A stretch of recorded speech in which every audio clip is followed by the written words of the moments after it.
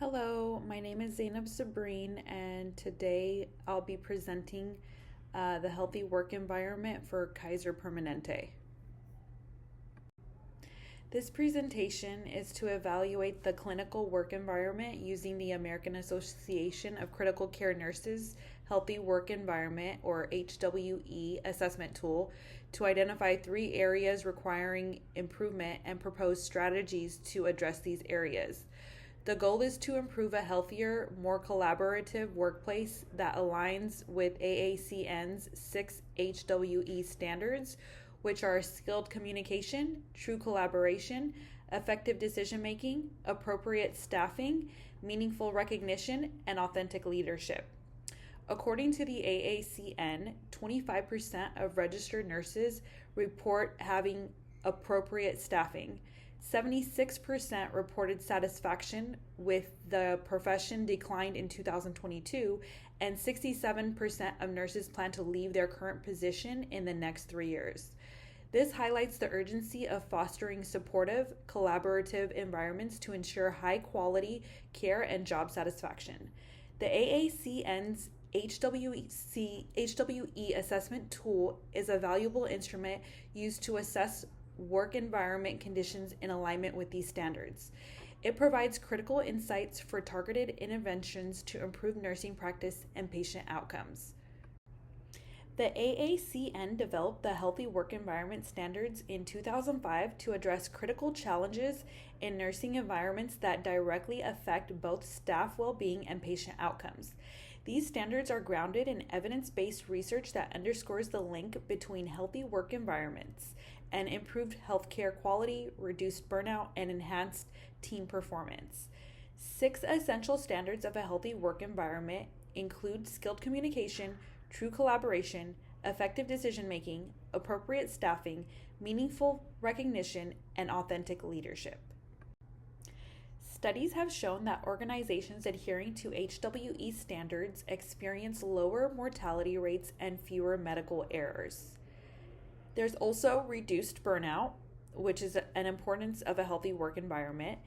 HWEs alleviate factors contributing to emotional exhaustion, such as poor communication and excessive workload, which are primary drivers of a burnout in healthcare professionals.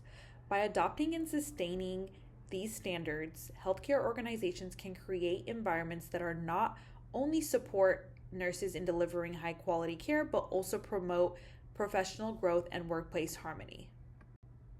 I currently work at Kaiser Permanente in West LA, and these were the survey findings for Kaiser. So the lowest were true collaboration, appropriate staffing, and authentic leadership. First, we will discuss problem number 1, which is true collaboration. Collaboration among nurses and staff is essential for effective patient care, professional growth, and a supportive work environment. True collaboration requires both organizational commitment and individual accountability. Organization responsibilities includes providing interprofessional education and coaching on collaboration, establishing processes, defining accountability and addressing unwillingness to collaborate, empowering nurses with decision-making authority, and ensuring access to structured forums and resources for dispute resolution among all stakeholders. Individual responsibilities includes viewing collaboration as a continuous process and actively investing in it, respecting and integrating diverse perspectives while resolving conflicts, upholding integrity, accountability, skilled communication, demonstrating competence, and contributing to shared goals, and modeling and promoting collaboration. Next, we will discuss strategies for improvement and the advanced practice nurse role for a true collaboration. For strategies for improvement, we want to implement interprofessional education (IPE) programs to enhance collaboration through shared learning experiences across disciplines. Research highlights that IPE improves understanding of roles and teamwork skills, ultimately enhancing patient outcomes. Secondly, we want to utilize structured team-based tools like SBAR, Situation Background Assessment Recommendation, for clear and effective communication. And lastly, we want to foster a culture of inclusion of mutual respect by incorporating regular interdisciplinary team meetings and conflict resolution training. As an advanced practice nurse role, I can lead the development of IPE sessions tailored to specific unit needs. Secondly, I can model effective communication during multidisciplinary rounds. And lastly, I can act as a mediator in resolving team conflicts and reinforcing collaborative behaviors. The second problem area is appropriate staffing. Appropriate staffing is essential to a healthy work environment, influencing nurse performance, retention, patient care quality outcomes, and hospital cost.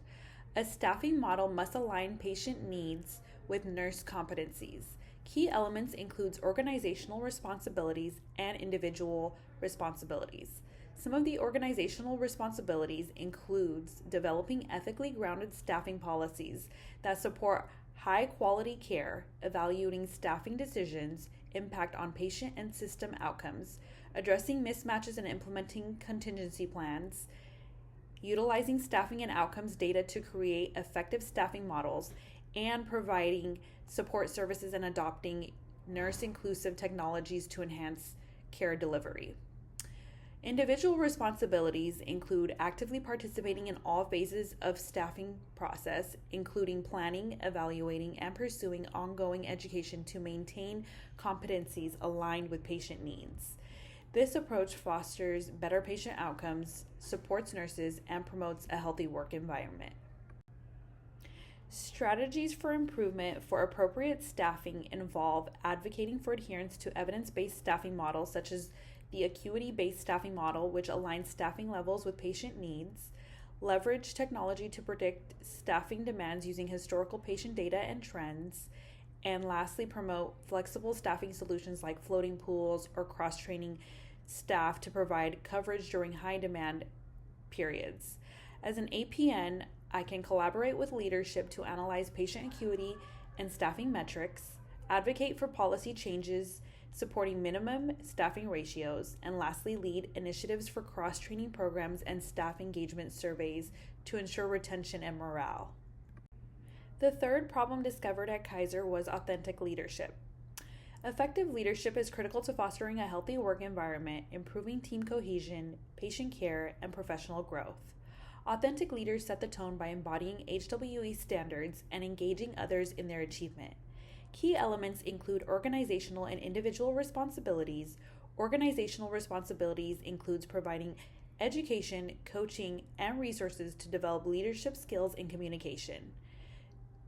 Decision-making, collaboration, recognition, and staffing. Positioning nurse leaders to influence decision-making, accessing critical information, and executing necessary decisions, supporting leaders with mentoring programs, resources, and time to focus on creating HWEs, and incorporating HWE contributions and performance appraisals and evaluating progress using dedicated tools. Individual responsibilities includes translating the vision of a healthy work environment into actionable practices at the point of care, modeling enthusiasm and standards such as communication, collaboration, and recognition, and designing and implementing systems to sustain HWE standards and evaluate their impact with team members. Authentic leadership drives a culture of compassion, professional growth, and excellence in patient care. Some strategies for improvement for authentic leadership involve fostering transparent communication through regular town halls and feedback loops to involve staff in decision making, providing leadership training programs focusing on emotional intelligence, empathy, and transformational leadership principles, creating mentorship opportunities to cultivate future nurse leaders within the organization. As an APN, I can serve as a role model by practicing authentic leadership and maintaining open communication, facilitating leadership workshops that address challenges unique to nursing teams, and collaborating with executives to establish mentorship programs for emerging nurse leaders. My leadership style is a guardian leadership. As a guardian leader, my style emphasizes stability, organization, and fostering a supportive environment.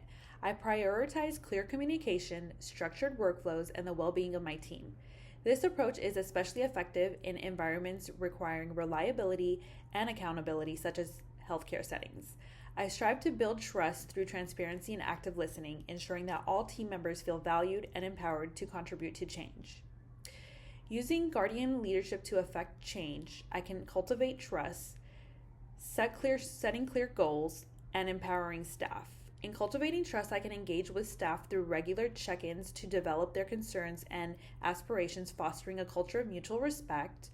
In setting clear goals, I can develop specific, measurable, achievable, relevant, and time-bound, which are SMART goals for proposed strategies.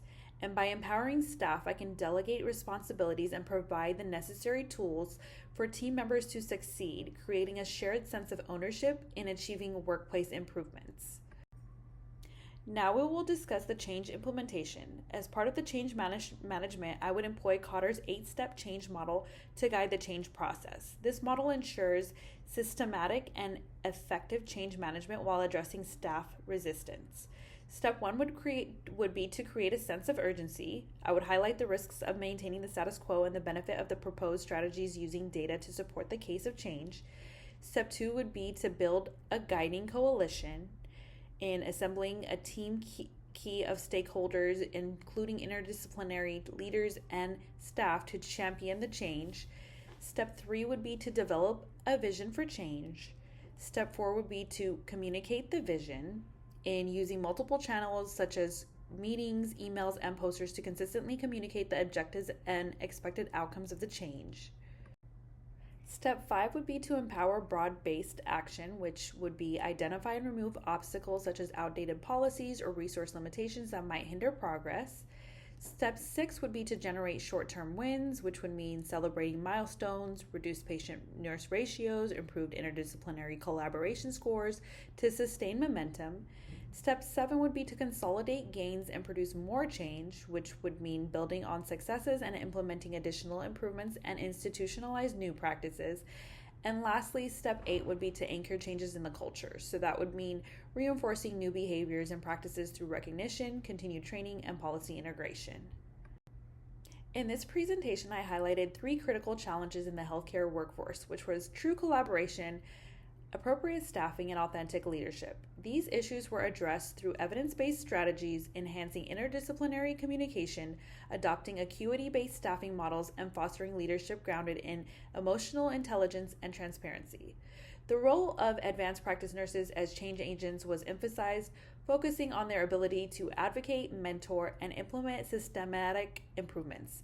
By integrating scholarly insights, the proposed solutions aim to create a culture of collaboration, resilience, and sustained growth in the healthcare environment. To drive meaningful change, I propose the following steps. 1, immediate action, which would be to establish interdisciplinary committees to evaluate current staffing, collaboration, and leadership gaps using validated assessment tools. 2, engage and empower, which would be to provide staff with training in communication techniques such as SBAR and team building workshops to foster mutual respect and understanding. And 3rd would be a sustainability plan, which would introduce ongoing leadership development programs tailored to support emerging leaders and reinforce authentic leadership practices. Some research opportunities include exploring how innovative technologies such as staffing predictions can optimize healthcare operations. Evaluation metrics can include developing benchmarks to measure the long-term impact of these interventions on patient outcomes, staff satisfaction, and organizational performance. By utilizing a collaborative and data-driven approach, we not only address the current challenges but also pave the way for a more adaptable and thriving healthcare system. The success of these initiatives depends on the committee of leadership and staff to embrace change. This is page 1 of my references. This is the second page of my references, and thank you for listening and watching my presentation.